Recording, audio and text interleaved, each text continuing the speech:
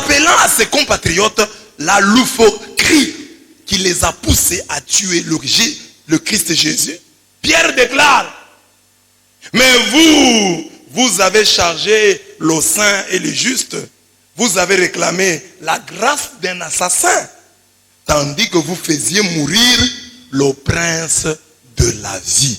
Acte 3, 4 à 5.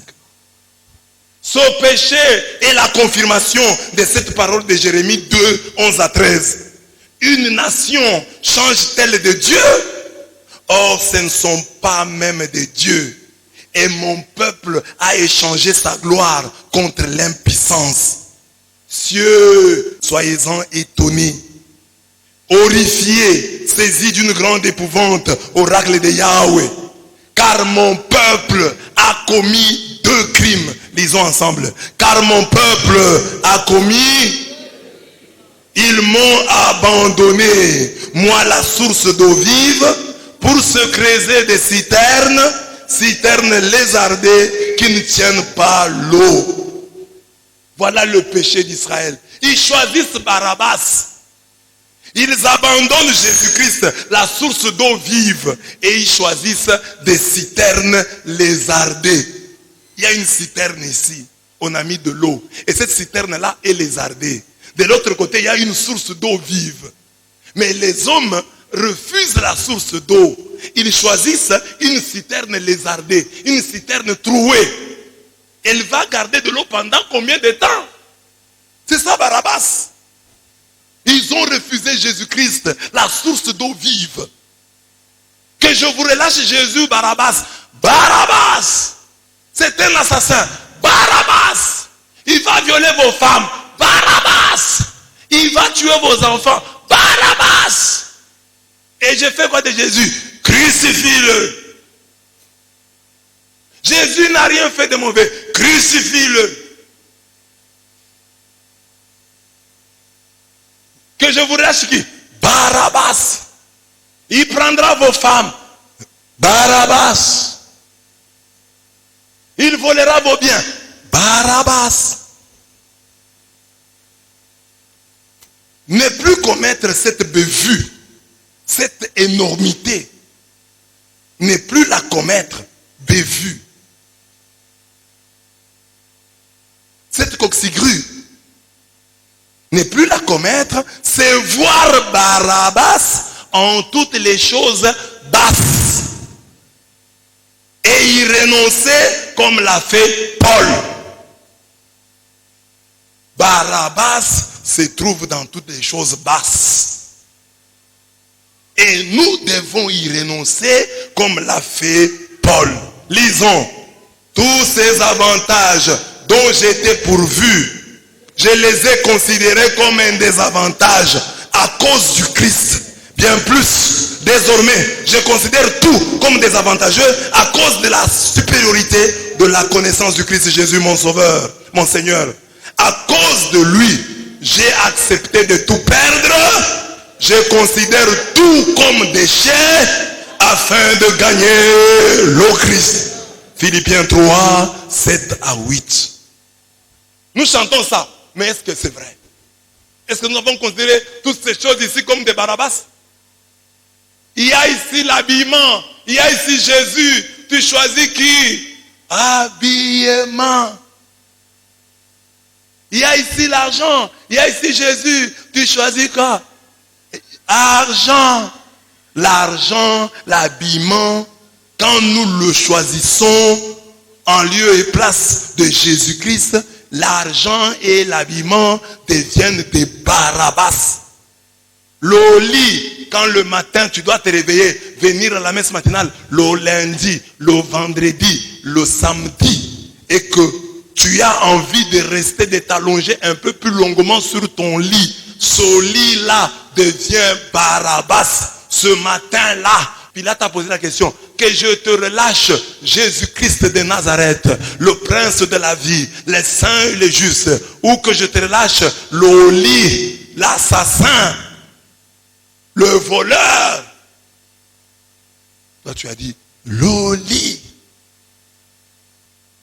Agir ainsi, c'est prendre trop au sérieux cette parole dure du maître.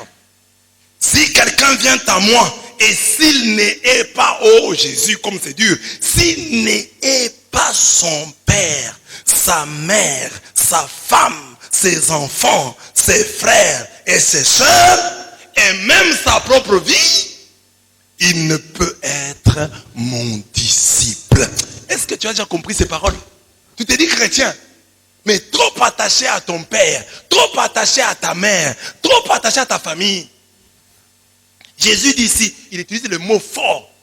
Tu veux être disciple de Jésus, tu dois haïr ton père. Oh Jésus, toi tu nous apprends l'amour. Oui, l'extrémisme est le sens de l'interpellation. Pour vous interpeller, je vais dans l'extrême.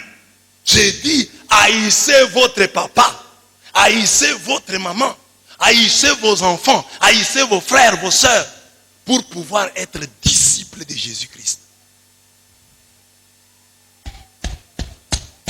C'est ça l'évangile. Et tu vas remarquer que dans ta vie, ton père parfois compte plus que Dieu. Ta mère compte plus que Dieu.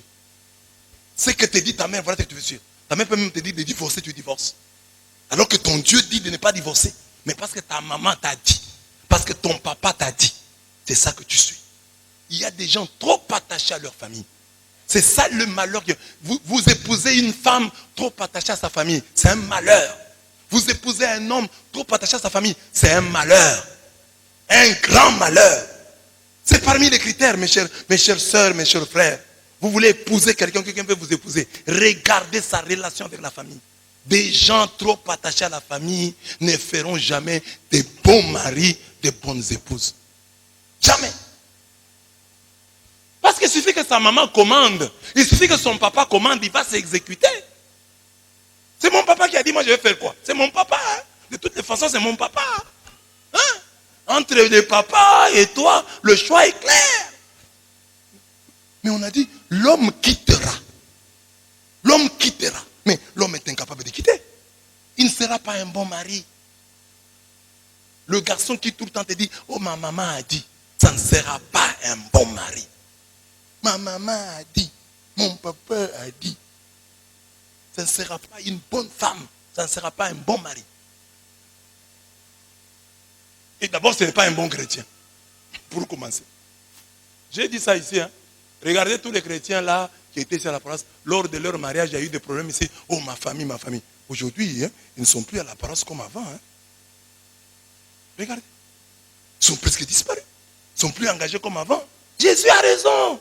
Ils ne peuvent pas être des disciples de Jésus. Les gens attachés à leur famille. Oh, il faut que mon oncle vienne au mariage là. Il a une chanson. Il va chanter.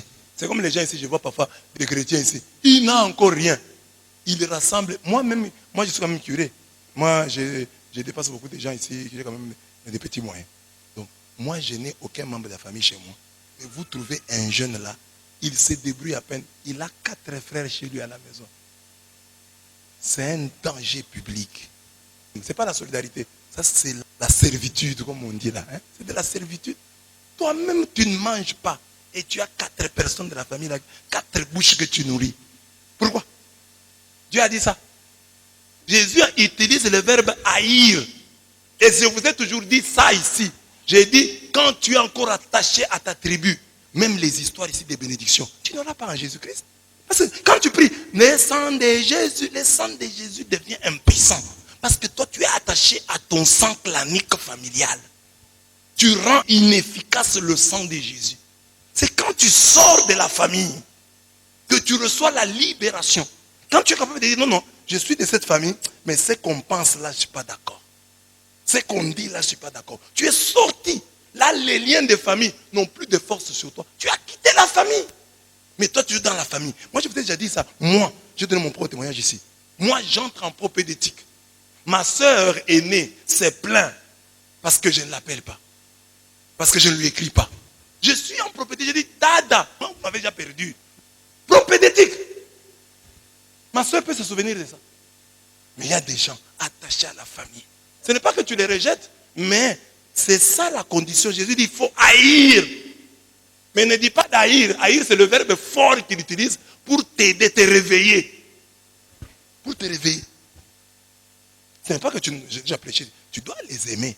Mais haïr, ça veut dire que sépare-toi d'eux. Qu'ils ne soient pas ceux qui dirigent sa maison. Donc, même la famille, même papa, même maman peut devenir Barabbas. Ça peut être lui. Quand je parle ici, tout le monde dit non, non, sauf les miens. C'est bien. Dis sauf les miens. Mais prie. Jésus dit quand même ici qu'il faut haïr. Haïr, ça veut dire quoi? Dans notre cas ici, relativiser. Si papa est dans ce monde-là, il peut me donner un conseil et moi je peux penser que c'est un bon conseil alors que papa m'induit en erreur. Alors, je suis plus la parole de Dieu. C'est Dieu qui va me guider. Parce que mon père peut être mal intentionné. On ne sait jamais. Cette déclaration du Christ signifie que tout ce que nous avons de plus sacré et de plus précieux prend le nom de Barabbas chaque fois qu'il est préféré à Jésus. C'est convertir, c'est placer Jésus au sommet de nos préférences. Jésus au sommet de nos préférences. Alors quand je vois que vous n'y arrivez pas, j'ai mal. J'ai mal. Quelqu'un qui s'absente de la messe. Oh, parce que c'est lundi. Et moi j'ai dit, j'ai travaillé. Non, j'ai pas bien travaillé. Le sommet de nos préférences, Jésus-Christ.